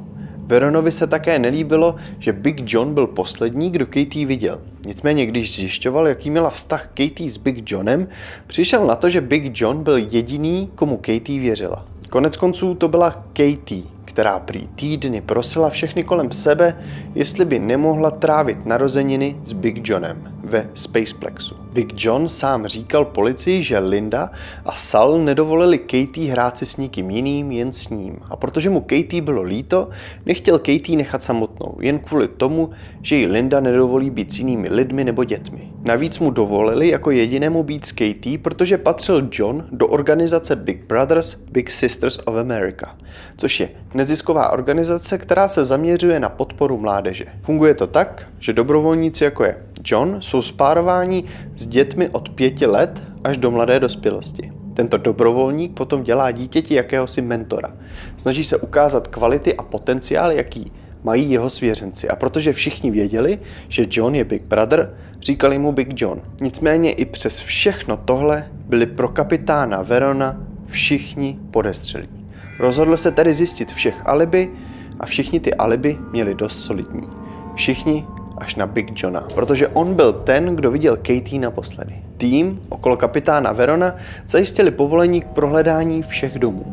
Nikde ale vůbec nic nenašli. Ani v domě Big Johna. Vyšetřování také odhalilo, že prý Katie volala Lindě z telefonní budky před Spaceplexem. Dozvěděli se také, že Katie volala Lindě 14krát. Po 14. potom, kdy to Linda nebrala, se rozhodla nahrát zprávu na záznamník. Vůbec to Veronovi nedávalo smysl. Představa, jak Katie stojí u telefonní budky a nechává vyzvánět telefon 14krát, namísto aby například třeba utíkala pryč před únoscem. Vždyť podle Katie slov únosce přišel až k závěru telefonátu. Mezitím vším prohledáváním domů podezřelých došly výsledky forenzních techniků z FBI ohledně nahrávky a to, na co přišli, absolutně šokovalo kapitána Verona a jeho oddíl. FBI totiž přišla na to, že to nebyla Katie, kdo volal Lindě. Někdo totiž vzal diktafon, nahrál Katie, jak říká, že ji někdo unesl, že má nůž a následně, že se vrací. Potom tuto nahrávku vzal, vytočil Lindy telefonní číslo z telefonní budky u Spaceplexu a potom, co Linda nebrala telefon, se rozhodl Katie záznam nahrát na Lindy záznamník. Je tedy dost možné, že to, že Katie nebyla v telefonní budce u Spaceplexu, znamenalo, že Katie pravděpodobně vůbec ve Spaceplexu nebyla v první řadě. Proto ji tam nikdo neviděl, protože pravděpodobně ani nemohl. Bylo zkrátka obrovský počet otazníků, které byly nad tímto případem. Detektiv Veron měl znovu pocit, že je ve slepé uličce. A tak se rozhodl znovu prověřit všech podezřelých zázemí a tentokrát začal u Big Johna a přišel na jednu velmi zajímavou a znepokojivou věc. Kapitán Veron přišel na to, že John není Big Brother a ani nikdy nebyl. To, že John pomáhá dětem a mladým dospělým k tomu, aby naplnili svůj potenciál na maximum, byla jedna velká lež. Big John se totiž přihlásil a snažil se stát Big Brotherem. Nicméně potom, co si ho organizace proklepla, tak přišla na to, že byl zapojen do únosu 7leté holčičky. která byla unesena 15 let před zmizením Katie a proto jeho přihlášku automaticky zamítli. Big John ale všem ve svém okolí tvrdil, že už je léta zkušený Big Brother. Tohle zjištění bylo pro kapitána Verona naprosto klíčové. Nechtěl za žádnou cenu, aby Big John věděl, že je hlavním podezřelým, aby Katie nic neudělal, pokud jí náhodou opravdu vězní. Kapitán Veron tedy zavelel, aby Big Johna sledovali 24/7, aby znali každý jeho krok. Bohužel ale netrvalo dlouho a média si všimla, že má Big John na zádech terč. Před Johnovým domem se tedy začalo objevovat desítky a desítky novinářů. Bohužel ale policejní vyšetřovatelé nemohli vůbec nic dělat. Dům mu prohledali několikrát a nic nenašli. Neměli vůbec žádný důkaz, který by potvrdil, že to je právě Big John, kdo Katie unesl. Každý den se snažili na něco přijít, každý den sledovali Johnovo kroky. A vzhledem k tomu, že John už touhle dobou dávno věděl, že ho všude sledují a že je hlavním podezřelým, kapitán Veron ztrácel naději, že by mohla Katie vůbec ještě žít. Naprostá bezmoc obklopovala policejní oddíl a tak se rozhodli už vůbec nic neskrývat. Chtěli zkrátka dostat Big Johna pod co největší tlak, aby si začal myslet, že nemá absolutně žádnou šanci. A i přesto, že policie neměla žádný přímý důkaz, rozhodla se na něj zatlačit z plných sil. Tak co? Myslíte si, že to byl John? Jestli jste doteď nenapsali váš odhad, tak teď je ten správný čas. Napište tam také prosím, proč si to myslíte. Touhle dobou jste dostali všechny informace, které měla policie a kapitán Veron. Je čas, abyste se dozvěděli, kdo ve skutečnosti unesl Katie a jak to celé udělal. V pondělí 28. prosince roku 1992 okolo 6. hodiny večer Katie opravdu někdo unesl. Nicméně to nebylo ve Spaceplexu. Katie totiž ten den nikdy ve Spaceplexu nebyla. Tento člověk ji totiž chytil a tahal do jakési obyčejné skříně. Nejdřív Katie nechápala, proč ji tahá do skříně. Pak si ale všimla, že ji tahá za tu skříň, kde se otevřela tajná chodba.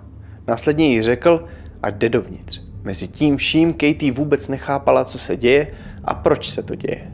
Touhle dobou měla Katie v hlavě obrovský zmatek. Najednou viděla, jak únosce dává dohromady jakési zařízení, z kterého visí kovový řetěz. Když za tento řetěz zatáhl, tak zvednul obrovský těžký poklop a pod tímto poklopem byl tunel do podzemí, na konci kterého byla malá místnost. Únosce jen řekl Katie, ať jde dolů.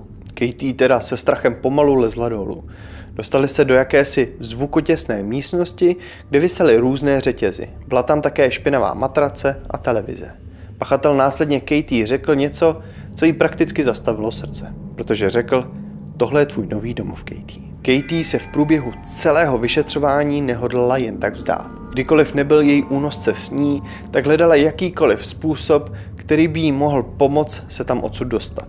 Všimla si jedné maličkosti, že jedno z prken, které byly na dveřích, bylo volnější než ty ostatní. A tak Katie trpělivě bouchala do tohohle prkna. Bouchala do něj tak často a tak intenzivně, že se jí nakonec povedlo toto prkno povolit. Díky tomu byla schopná otevřít dveře. Pro Katie tohle byl neuvěřitelný úspěch, protože si díky tomu začala myslet, že se tam odsud dostane. Když se dostala do chodby, která vedla skrz tyto dveře, tak vzhledem k tomu, že tam byla tma, Katie začala tak hmatat všude kolem sebe. Najednou nahmatala jakousi poličku, po které tak rukama šmátrala, když najednou narazila na svazek klíčů. Její naprosto první myšlenka byla, že když by bylo třeba, tak by se mohla tím jedním velkým těžkým klíčem bránit v případě, kdyby jí chtěl její únosce nějakým způsobem ublížit. A tak vzala jeden klíč a schovala si ho pod madraci. Katie nechtěla brát všechny klíče, aby si náhodou únosce nevšiml, že něco z té poličky zmizelo. Katie přemýšlela, jak by se tam odsud mohla dostat. Jenže tou dobou, než se k něčemu odhodlala, uslyšela, jak přichází. Okamžitě si uvědomila, že uvidí poškozené dveře. Začala se tedy extrémně bát. Kroky byly hlasitější a hlasitější, dokud pachatel nebyl ve dveřích. Začal extrémně zuřit. Následně to bylo poprvé, co Katie pohlavně zneužil. Tohle následně začal dělat každý den. Katie i přes nepředstavitelnou noční můru, kterou si procházela, měla dovolenou jednu věc. A to bylo, že mohla koukat na televizi, jak často si jen přála. Její televize byla tedy non-stop zapnutá. Krom pohádek a různých pořadů, které v televizi hrály, si také všimla reportáže o jejím zmizení. Katie nemohla uvěřit tomu, co vidí. Všichni totiž hledali. Každý den koukala na zprávy, díky kterým měla jasný přehled o tom, co se děje. Nejsilnější moment, který zažila, byl, když viděla, jak její pravá máma Marilyn plakala v televizi a prosila, aby ten, kdo ji unesl, vydal Katie ven. Následně viděla, jak její kmotra Linda tvrdila, jak jí neuvěřitelně na Katie záleží a jak prosí, aby ji někdo našel. To samé její strýc Sal. Katie, když viděla Lindu nebo Sala, začala neuvěřitelně zuřit. Katie totiž naprosto nenáviděla jak Lindu, tak i Sala. Celý život totiž vyloženě otročila Lindě. Krom toho, že Katie musela dělat domácí práce, musela také nosit talíře s jídlem a celkově být v její přítomnosti, aby udělala cokoliv, o co si řekne. A Sal Katie pohlavně zneužíval od jejich 6 let. Katie se v průběhu let, přesněji když jí bylo 8, odhodlala o Salovi říct a tak šla za Lindou a vše jí řekla.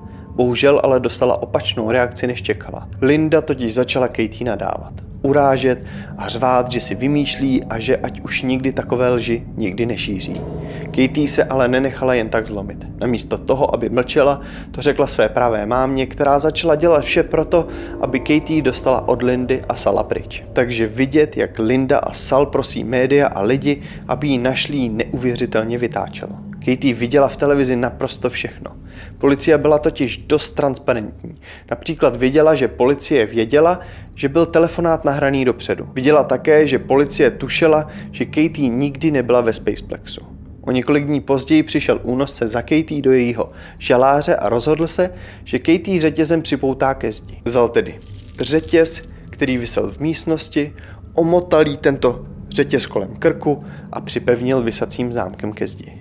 Katie neustále zmiňovala, že je řetěz hodně pevný a že jí to bolí. Únosce ale nevnímal, co Katie říkala. Když odešel, tak si Katie vzpomněla, že klíč, který si schovala pod madrací, má na dosah. A tak ho vytáhla a zkusila s ním otevřít zámek. A k jejímu překvapení klíč pasoval. Pečlivě, než zámek vyndala, spočítala každé očko, aby věděla, kde přesně to bylo zamknuté, a kdykoliv únosce přišel za Katie se rychle vrátila, omotala si řetěz kolem krku a zamkla ho přesně na stejném místě. K velkému překvapení Katie jí začal únosce navštěvovat den ode dne méně a méně. A to z toho důvodu, protože tohoto člověka, muže, policie sledovala tak intenzivně, že se začal bát chodit navštěvovat Katie. Kdo totiž unesl Katie, byl absolutně jediný člověk, kterému sama Katie na 100% věřila. Byl to John Esposito, kterému nikdo neřekl jinak než Big John. Pro Katie byl Big John absolutně jediný, u koho se cítila v bezpečí. Byl to jediný člověk, kterému mohla věřit a s kterým se cítila uvolněná. Proto když Big John vzal Katie a začal jí tahat do svého domu v den, kdy měl jít do Spaceplexu, do poslední chvíle nevěřila, že je v nebezpečí. Do momentu, dokud Big John neřekl, tohle je tvůj nový domov, Katie. V tu chvíli jí začalo docházet, že John je stejně tak zvrácený, jako všichni v jejím okolí. Následně jí nechal nahrát na diktafon nahrávku, kterou použil, když volal Lindě. Big John si naivně myslel, že to Katie vzdá a zůstane s ním víceméně dobrovolně na furt. To ale netušil, že Katie bude bojovat do poslední minuty. Big John začal být velmi nervózní potom, co se kolem jeho baráku začalo objevovat desítky novinářů a policistů. Začal vymýšlet, co by měl udělat, aby se jich zbavil. A jeden z nápadů, který ho napadl, byl, že vyfotí Katie, jak je jakože po smrti, a tuto fotografii anonymně pošle na policii. Když ale začal Katie domlouvat, aby dělala mrtvou, Katie statečně odporovala a říkala, že to neudělá. Dokonce se tak moc bála toho faktu, že potřebuje tuto fotografii, že přestala jíst jídlo, kdyby náhodou Johna napadlo něco do toho jídla dát. Něco, co by jí uspalo, a on tak následně mohl pořídit zmiňovanou fotografii. Katie potom začala intenzivně domlouvat Johnovi. Kdykoliv ho viděla, tak mu říkala, že není možný, aby mu to prošlo, že tady umře, protože nebude jíst žádný jídlo, že nikdy dobrovolně nezůstane v této díře. Začala se ho ptát, jak odveze její tělo, když je tolik novinářů a policistů před jeho barákem. Začala mu klást otázky, které Johnovi ležely hluboko v jeho hlavě. Tak moc Katie dokázala vytvořit pochybnosti v jeho činu, tak moc novináři a policisti tlačili na Johna Esposita, že udělal něco neuvěřitelného. Ve středu 13. ledna roku 1993, tedy 17 dnů po únosu, vyšel John ze svého domu a prvnímu policistovi řekl, že ví, kde je Katie. Tento policejní důstojník okamžitě zavolal kapitánovi Veronovi, který byl do pár minut u Johna domu. John následně řekl, ať jde za ním a zavedl tak kapitána k němu domů. Kapitán Veron byl velmi napjatý z toho, co uvidí. Měl velký strach, že bude pozdě. Navíc nechápal, kde v tom domě mohl Katie držet, protože ten dům prohledali skrz na skrz, odzdola až nahoru. John šel k jedné ze svých knihoven a začal opravdu velmi komplikovaný proces, aby se dostal ke Katie. Vytáhl pár specifických knih, za kterými byly malé šrouby. Následně vzal šroubovák a tyto šrouby vyndal. Potom začal tahat za knihovnu, která pomalu odkryla takový průchod, do kterého vešel. Na druhé straně průchodu byla malá tajná místnost, která připomínala špajz. Lino, které bylo v tomto špajzu, následně začal rolovat. Pod tímto linem bylo jakési betonové víko. Aby ho mohl zvednout, tak musel do garáže prokladku, kterou umístil na připravené oko, které měl nad poklopem. Tahle kladka byla schopná zvedat opravdu velmi těžké předměty. Dal do ní řetěz, s kterým zvednul zhruba nějakých 100 kg betonový poklop. Pod poklopem byl žebřík do podzemí, po kterém, když sešli dolů, tak narazili na jakýsi tunel, který museli prolézt. Na jehož konci se doplazili ke dveřím, za kterými našli Katie, která byla naživu. Kapitán Veron jen řekl, Katie si v bezpečí, já jsem policejní vyšetřovatel, který tě celou dobu hledal. Následně Katie odvedl do policejního vozu a převezl na vyšetření do nemocnice. To nejvíce znepokojivé na tom celém je, že Katie pomáhala Johnovi stavět tento velmi komplikovaný podzemní systém. Kdykoliv totiž byla na návštěvě, tak koukala na Johna jako pedíru. John Esposito si totiž rozhodl tohle všechno postavit jen proto, aby mohl jednoho dne unést Katie a držet ji u sebe doma, aniž by to kdokoliv věděl. Takže mezi tím, co John kopal a stavil tohle všechno, Katie sem tam pomáhala, hrála si v díře, kterou vykopal a trávila čas s člověkem, který stavěl tento žalář. John Esposito byl shledán vinným za únos 1. stupně a byl odsouzen k 15 letům vězení až do životí. Díky vyšetřování se zároveň odkrylo, čím si Katie musela procházet u Lindy a Sala.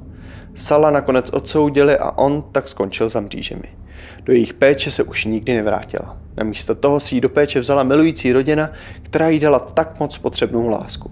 Katie tak poprvé v životě měla opravdové rodiče, které jí dali dětství, sourozence a všechno, co jen 10leté dítě potřebuje. Do dnešního dne se Katie schází s kapitánem Veronem, kterému vděčí za záchranu života. Katie má dnes 2 děti a manžela.